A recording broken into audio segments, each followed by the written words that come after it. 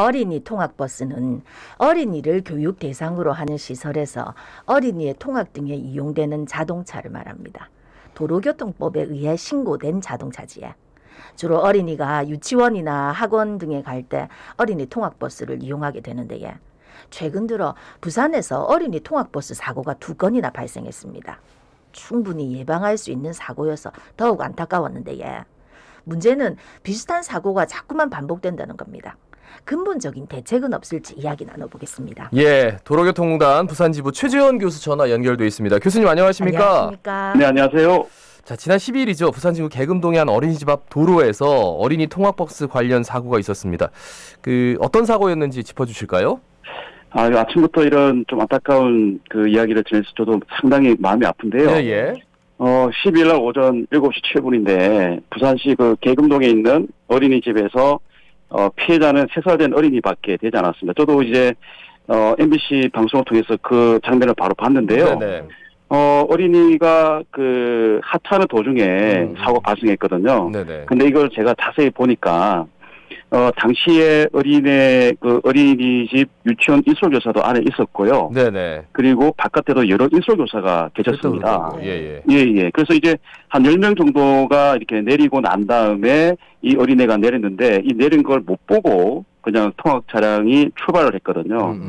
출발해가지고 상당히 이게 많이 끌려갔어요. 네네. 예, 상당히 많이 끌려가지고 그래서 그때 제가 또 TV를 보니까 그 인솔교사가 열심히 또 뛰어가시더라고. 뛰어가셔가지고 차를 멈춰 세웠습니다. 네네. 예, 그렇게 이제 안타까운 사고가 좀 일어난 것 같습니다. 예, 지금 이 사고 당한 어린이는 지금 어떤 상황입니까?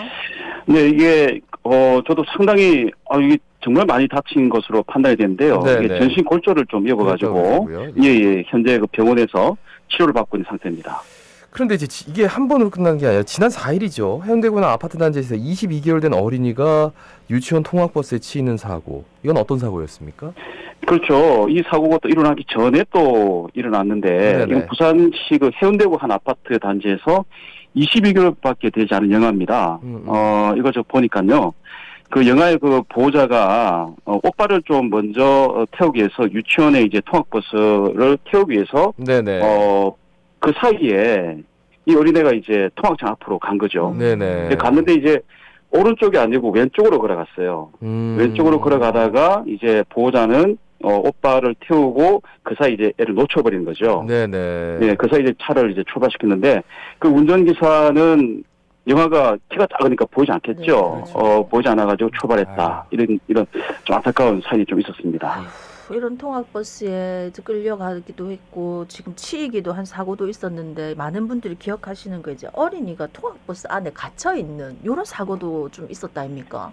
네, 요즘 날씨를 보세요. 엄청 덥잖아요. 네. 그렇죠. 네. 그래서 이게 그 2016년 7월 달에 아주 대표적인 사고가 밀양에서 있었거든요. 그랬었죠. 이게 4살밖에 되지 않은 어린이가 지금처럼 엄청나게 이 더운 날씨에 그 차 안에는 온도가 한 10도, 20도 높거든요. 네네. 무려 7시간 반 동안 갇혀졌습니다.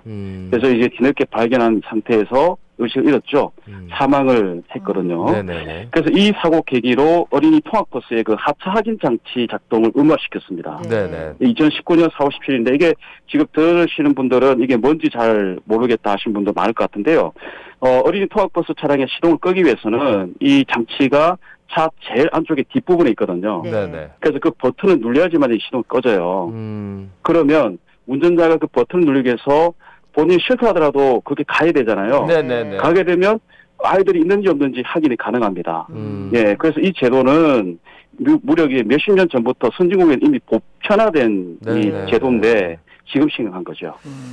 그러면서 이제 통학버스에 갇히는 사고에 대해서는 저희가 그 이후로 이제 듣지를 못했는데 어쨌든 관리가 된다는 얘기가 될 수도 있고 그런데 이렇게 치이는 사고 있지 않습니까? 이런 네네. 것들은 자꾸만 발생하고 있단 말이에요. 제가 이 사람 이름을 한번 불러드릴게요. 세림이, 혜인이, 하준이, 태호 유찬이, 민식이를 좀 많이 들어본 것 같죠? 네네. 이 어린애들이 바로 어린이 통학 차량에서 아니면 다른 일반 차량에서 교통사고로 안타깝게 목숨을 잃은 다음에 법을 만들었던 이게 피해자 이름을 따가지고 만든 법의 이름이거든요. 네네. 그러니까 이게 소유권 외양간 고치는 격이죠. 근데 이제 현장에서는 여전히 그 법과 제도가 강제되어 있음에도 불구하고 안전수칙을 제대로 지키지 않는 게 사실이고요. 그리고 이 현행 법안에서 여러 가지 맹점에 의해서 어린이들의 안전 사각지대가 있는 게 사실이거든요. 예. 근데 어린이에 보기에는 가장 안전한 이동수단이 바로 이제 어린이 통학버스로 인한 그 어린이가 다치지 않아야 되는데, 네. 매년 이런 부분들이 사고가 나고, 조사해보니까 2016년부터 2020년까지 5년간 525명의 어린이가 다치고 2명의 어린이가 목숨을 좀 잃었던 안타까운 사고가 계속 일어나고 있습니다. 그 계속해서 참 아까 소유권 외양간 고친다고 하셨지만 그래도 관련 법안들을 만들어 오고 있는데도 이렇게 사고가 난다면 아까 뭐 사각지대도 많이 생긴다고 하셨는데 좀 근본적인 대책이 필요할 것 같은데 어떤 것들이 있을까요? 네, 이렇게 생각하시면 되죠. 우리가 교통사고로 나게 되면 예방법이 이제 3가지가 있는데, 네네. 영어의 3위를 따가지고, 엔지니어링, 교통시설물 설치를 많이 하죠. 그 다음에 인포스먼트, 단속을 많이 합니다. 근데 이런 관점에서 보면 2020년 3월 25일, 여러분도 한번 다 들어봤을 거예요. 민식이법. 네네. 그래서 이런 관점에서 모든 어린이 보호구역에 단속 카메라 등 그 강화된 교통안전물 시설을 좀 설치하고, 그 다음에 어린이 다치게 되면은 가중처벌하는 법이 있거든요. 네네. 근데 이 2가지는 예산이 많이 들어가고 단속을 많이 하게 되면 국민의 법 저항성도 생기게 됩니다. 네. 그래서 저희들이 생각에 가장 좋은 방법은 에듀케이션, 바로 교육이 아주 중요하다고 생각이 듭니다. 네. 통학버스 운전자들의 그 인식 개선을 위한 노력, 지금도 아마 교육을 하고 있을 것 같긴 한데, 교육 말씀하셨으니까, 뭐 어떤 네. 노력이 필요할까요? 네네, 맞습니다. 금방 이제 우리 사회자분께서 말씀하신 대로 교육이 지금 많이 강화되어 있거든요. 예. 그래서 어린이집에서 종사하는 우리 원장님, 아니면 통학버스 운전자, 그리고 인솔교사들 이미 법제화돼가지고 예. 일종의 교육을 시키고 있어요. 음. 근데 이제 이런 교육이 되더라도 법에 사각지대가 있는 건 사실이거든요. 그래서 좀 안타까운 부분은 이 관계기관이나 전문가들이 좀 부족한 부분을 세밀하게 좀 보완해 줄 필요가 있죠. 그래서 이번에 있었던 사고를 좀 보면서 이렇게 좀 제안해 봅니다.